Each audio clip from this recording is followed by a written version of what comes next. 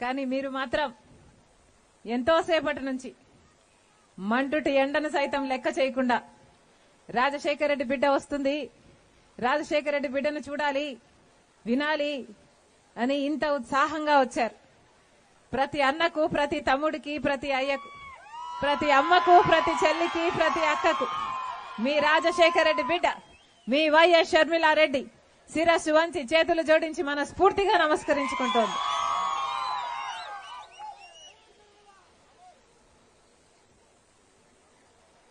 ఐదు సంవత్సరాల క్రితం ఎన్నికలు జరిగాయి.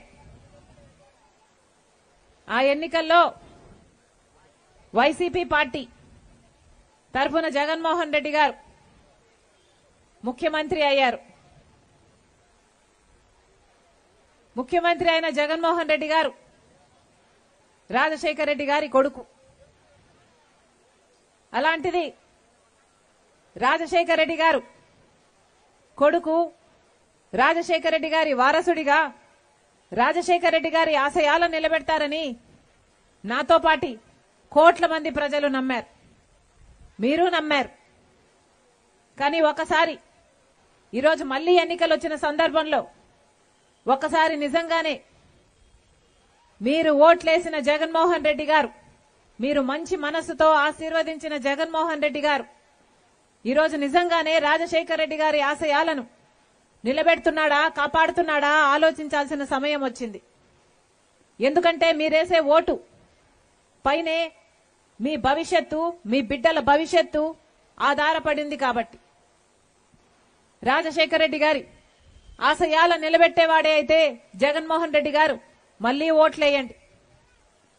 కానీ ఒక్కసారి ఆలోచన చేయండి, నిజంగానే రాజశేఖర రెడ్డి గారి ఆశయాలను కాపాడుతున్నవాడు అవునో కాదో మీరు ఆలోచన చేయండి. రాజశేఖర రెడ్డి గారు వ్యవసాయమి పండగ అని, రైతే రాజు అని, రైతు పక్షాన రైతు పక్షపాతిగా నిలిచాడు రాజశేఖర రెడ్డి గారు. ఆ రోజు రాజశేఖర రెడ్డి గారు ముఖ్యమంత్రిగా ఉంటే రుణమాఫీ చేశాడు. రాజశేఖర రెడ్డి గారు ముఖ్యమంత్రిగా ఉంటే పెట్టుబడి ధరను తగ్గించి రాబడిని పెంచి రైతు తలెత్తుకొని తిరిగేటట్టు ప్రతి విషయంలోనూ అండగా నిలబడిన నాయకుడు రాజశేఖర రెడ్డి గారు. ఆ రోజు వ్యవసాయము పండగ అయింది. కానీ జగన్మోహన్ రెడ్డి గారు ముఖ్యమంత్రి అయ్యాక వ్యవసాయం ఎలా ఉందో మీ అందరికీ తెలుసు. రాజశేఖర రెడ్డి గారి కొడుకై ఉండి జగన్మోహన్ రెడ్డి గారు మేనిఫెస్టోలో చెప్పిన మాట 3,000 కోట్లతో ధర స్థిరీకరణ నిధి ఏర్పాటు చేస్తాము, ఏ రైతే గాని నష్టానికి అమ్ముకునే అవసరం లేకుండా ప్రతి రైతుకి బ్రహ్మాండమైన మద్దతు ధర ఇస్తాము అని చెప్పి 3,000 కోట్లతో ప్రతి సంవత్సరము ఒక ధర స్థిరీకరణ నిధి ఏర్పాటు చేస్తామని చెప్పారు జగన్మోహన్ రెడ్డి గారు. చేశారా? చేయలేదు. ఈరోజు రైతులన్నవాడు లాభం లేక నష్టాల్లో కూరుకుపోయి అప్పుల పాలైపోయాడు. అప్పు లేని రైతున్నాడా మన రాష్ట్రంలో? అప్పు లేని రైతున్నాడన్నా మన రాష్ట్రంలో? మొత్తం అందరము నాశనం అయిపోయారు. ఆలోచన చేయండి. ఆ రోజు రాజశేఖర రెడ్డి గారి కొడుకు జగన్మోహన్ రెడ్డి గారు చెప్పిన మాట 4,000 కోట్లతో పంట నష్టపోతే, వరదొచ్చో కరువొచ్చో పంట నష్టపోతే ఒక నిధి ఏర్పాటు చేస్తాము, ఏ రైతు నష్టపోయినా ఆ నిధిలో నుంచి డబ్బులు ఇస్తాము అని చెప్పారు జగన్మోహన్ రెడ్డి గారు. ఎంతమంది పంట నష్టపోతే ఎంతమందికి డబ్బులు ఇచ్చింది ఈ ప్రభుత్వం? వైసీపీ ప్రభుత్వం ఎవరికీ డబ్బులు ఇవ్వలేదు. అసలు రైతులు నష్టపోతున్నాము, ఆత్మహత్యలు చేసుకుంటున్నాము అని గోలు పెట్టినా పట్టించుకొని ప్రభుత్వము జగన్మోహన్ రెడ్డి గారి ప్రభుత్వంలా తయారైంది.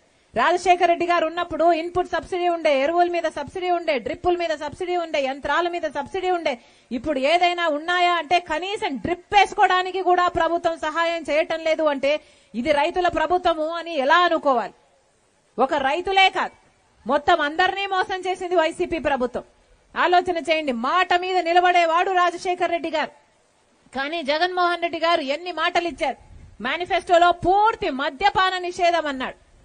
అక్క చెల్లెలందరూ, నా అక్క చెల్లెలు మీకు మాటిస్తున్నాను, పూర్తి మద్యపాన నిషేధం చేయకపోతే అసలు ఎన్నికల్లో ఓట్లు కూడా అడగను అన్నాడు జగన్మోహన్ రెడ్డి గారు. గుర్తుందమ్మా? మేనిఫెస్టో అంటే నాకు భగవద్గీత లాంటిది, నాకు ఖురాన్ లాంటిది, నాకు బైబిల్ లాంటిది, మేనిఫెస్టోలో పెడుతున్నాను పూర్తి మద్యపాన నిషేధం అన్న జగన్మోహన్ రెడ్డి గారు ఈ రోజు పూర్తి మద్యపాన నిషేధం చేయకపోగా ఆఖరికి ఈ రోజు వైసీపీ ప్రభుత్వమే, జగన్మోహన్ రెడ్డి గారి ప్రభుత్వమే మద్యం అమ్ముతుంది అంటే ఇక ఇంతకంటే దిక్కుమాలిన ప్రభుత్వం ఏముంది అని అడుగుతున్నాం. ఈరోజు జగన్మోహన్ రెడ్డి గారి ప్రభుత్వంలో బయట నుంచి మద్యం రాదు.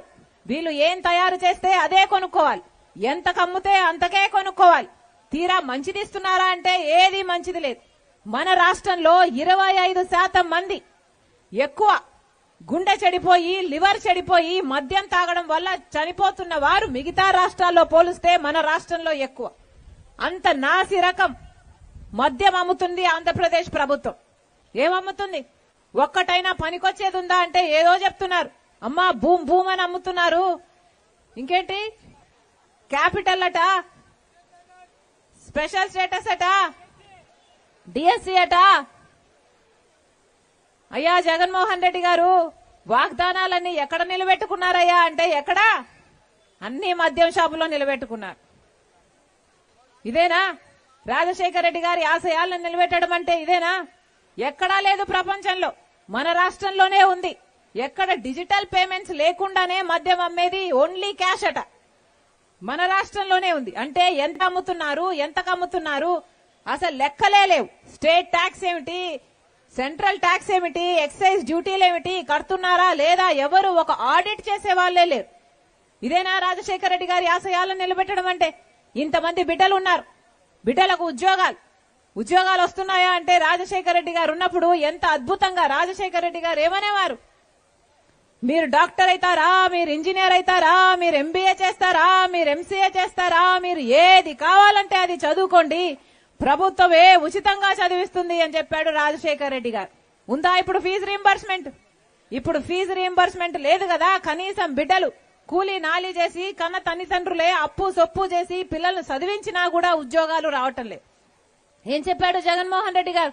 అధికారంలోకి రాకముందు 2,30,000 ఉద్యోగాలు ఖాళీగా ఉన్నాయి, నేను అధికారం లేకొచ్చిన వెంటనే భర్తీ చేస్తానని జగన్మోహన్ రెడ్డి గారు ఈ రోజుటికి 5 సంవత్సరాలు అవుతుంది. 2,30,000 ఉద్యోగాలు ప్రభుత్వ శాఖల్లో ఖాళీగా ఉన్న ఉద్యోగాలు ఈ రోజుటి వరకు కూడా ఇంకా 2,25,000 ఉద్యోగాలు ఇంకా ఖాళీగానే ఉన్నాయి. మరి ఎందుకు భర్తీ చేయలేదు? ఆ రోజు జగన్మోహన్ రెడ్డి గారు చెప్పిన మాట 23,000 ఉద్యోగాలు టీచర్ ఉద్యోగాలు ఖాళీగా ఉన్నాయి, నేను అధికారం లేకొచ్చిన వెంటనే మెగా డిఎస్సి అమలు చేస్తాను అన్నాడు. ఆ రోజు చంద్రబాబు గారు 7,000 ఉద్యోగాలు డిఎస్సి విడుదల చేస్తుంటే సిగ్గులేదా చంద్రబాబు అని తిట్టాడు జగన్మోహన్ రెడ్డి గారు. మరి ఈ రోజు ఏమైంది? ఈ రోజు జగన్మోహన్ రెడ్డి గారు 23,000 ఉద్యోగాలు ఖాళీగా ఉంటే మెగా డిఎస్సి ఇస్తానని చెప్పిన వాడు ఈ రోజు దగా డిఎస్సితో 6,000 ఉద్యోగాలకు నోటిఫికేషన్లు ఇచ్చారు. అది కూడా ఎప్పుడు ఇచ్చారు? ఎన్నికలకు ముందు. అంటే 5 సంవత్సరాలు నిద్రపోయారు. కనీసం కుంభకర్ణుడైనా మేలే. 6 నెలలు నిద్రపోతారు, 6 నెలలు పని చేస్తారు. జగన్మోహన్ రెడ్డి గారు అయితే 4.5 సంవత్సరం నిద్రపోయారు. ఇప్పుడు ఎలక్షన్లు వచ్చాయని మేలుకొని 2 నెలల క్రితం నోటిఫికేషన్లు ఇస్తే ఆ నోటిఫికేషన్లు ఎప్పుడు అయ్యాలి, ఆ పరీక్షలు ఎప్పుడు రాయాలి, వీళ్ళకు ఉద్యోగాలు ఎప్పుడు రావాలి? ఇది అయ్యేదా సచ్చేదా? జగన్మోహన్ రెడ్డి గారు నిజంగా రాజశేఖర రెడ్డి గారి ఆశయాలను నిలబెట్టేవాడు కాదు, ముమ్మాటికి కాదు. ఒక్క రకంగా అంటే ఒక్క రకంగా కూడా రాజశేఖర రెడ్డి గారి వారసుడు, రాజశేఖర రెడ్డి గారి ఆశయాలను నిలబెట్టిన వాడు జగన్మోహన్ రెడ్డి గారు అని భూతత్వం వెతికి చూస్తున్నా కూడా అసలు కనిపించడం లేదు నమూనాలు. మరెందుకు నమ్మాలి జగన్మోహన్ రెడ్డి గారిని? ఆఖరికి రాజశేఖర రెడ్డి బిడ్డ, నేను రాజశేఖర రెడ్డి బిడ్డను, ఆఖరికి ఈ కడప ఎంపీ స్థానానికి ఈ రోజు నేను రాజశేఖర రెడ్డి గారి బిడ్డగా నేను పోటీ చేస్తున్నాను అంటే ఎందుకు పోటీ చేస్తున్నాను? ఎందుకంటే రాజశేఖర రెడ్డి తమ్ముడు వివేకానంద రెడ్డి గారి చనిపోయి 5 సంవత్సరాలు అయ్యింది. చనిపోలేదు, హత్య చేశారు.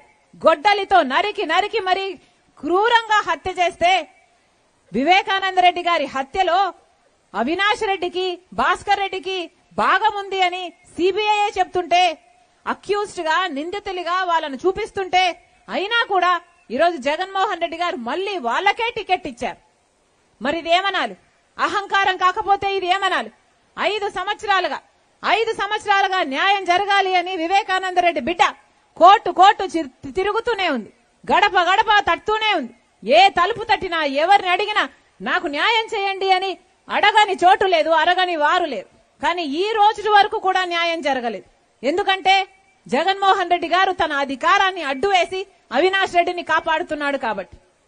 సిబిఐ చెప్తూనే ఉంది, అన్ని సాక్ష్యాలు ఉన్నాయని చెప్తుంది. గూగుల్ మ్యాప్స్ చూపిస్తుంది.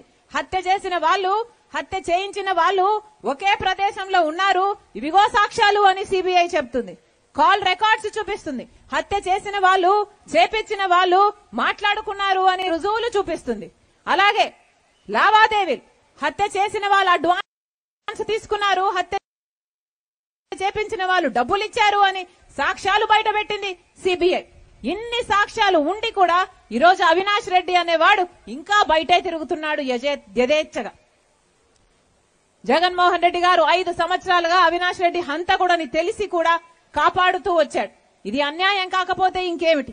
5 సంవత్సరాలుగా అవినాష్ రెడ్డిని కాపాడడం ఒక ఎత్తు అయితే, ఈ రోజు మళ్ళీ అదే హంతకులకు మళ్ళీ ఎంపీ టికెట్ ఇచ్చారు.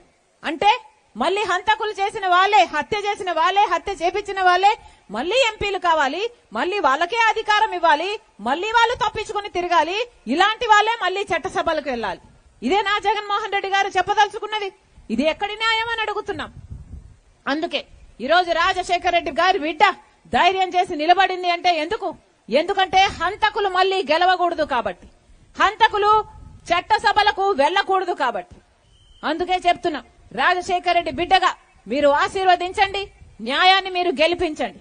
మళ్లీ చెప్తున్నాం, ఒకవైపేమో రాజశేఖర రెడ్డి బిడ్డ ఉంది, ఇంకొక వైపేమో రాజశేఖర రెడ్డి గారి తమ్ముడి వివేకానంద రెడ్డి గారి హత్య చేసిన సిబిఐ నిందితుడిగా చేర్చిన అవినాష్ రెడ్డి ఉన్నాడు. మీకు రాజశేఖర రెడ్డి బిడ్డ ఎంపీగా కావాలో లేకపోతే నిందితుడిగా ఉన్న అవినాష్ రెడ్డి ఎంపీగా కావాలో నిర్ణేతలు మీలే. ఒకవైపు న్యాయం ఉంది, ఇంకోవైపు అధికారం ఉంది. ఒకవైపు ధర్మం ఉంది, ఇంకోవైపు డబ్బు ఉంది. మీరే నిర్ణేతలు.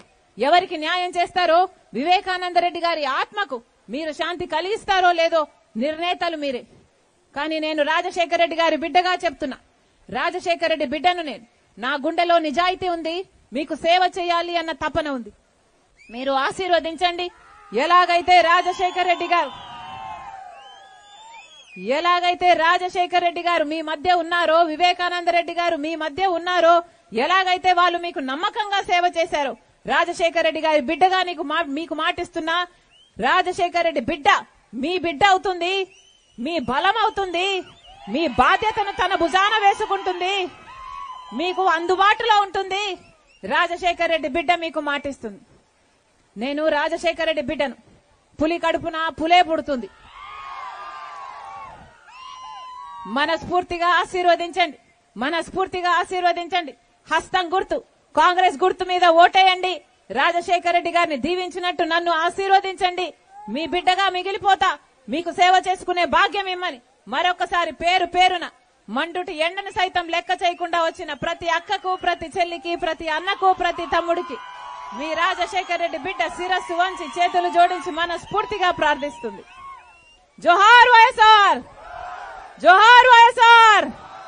హస్తం గుర్తుకే, హస్తం గుర్తుకే, హస్తం గుర్తుకే.